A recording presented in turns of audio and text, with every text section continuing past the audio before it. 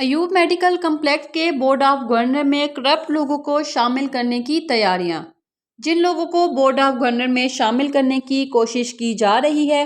ان کے خلاف اس سے قبل بھی وسیع پیمانے پر گھپلوں کی شکایات ہیں۔ عوامی حلقوں کی طرف سے ہسپتال میں علاج معالجے کا نظام تباہ کرنے کے خلاف شدید احتجاج جاری۔ عوامی حلقوں کے مطابق جن لوگوں کو بورڈ آف گورنر میں شامل کرنے کی سازش کی جا رہی ہے،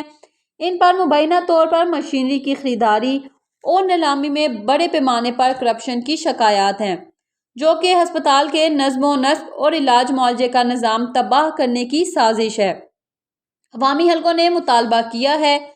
کہ مقامی افسران، جن میں commander retired Ayaz Khan, doctor Aftab Rabbani, Nazir Awan, Saboor Usmani, Javed Turk اور ڈاکٹر رضا کو شامل کیا جائے، جن کی کاوشوں سے ہسپتال میں علاج معالجے کی سہولیات بہتر ہوئی ہیں۔ یہی افسران ہیں جن کی وجہ سے ہسپتال میں علاج معالجے کی بہتر سہولیات عوام کو میسر ہو رہی ہیں اور ہسپتال میں 400 بیڈز پر مشتمل گائنی اور پیڈز وارڈ کا آغاز کیا،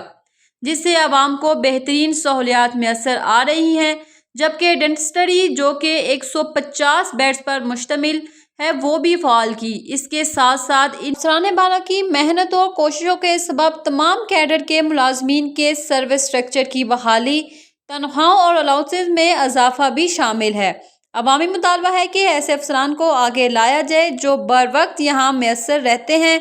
اور مسائل و مشکلات سے بھی آگاہ ہے، تاکہ ہسپتال مذکورہ میں عوام کو علاج معالجے کی مزید بہتر سہولیات میسر آ سکیں۔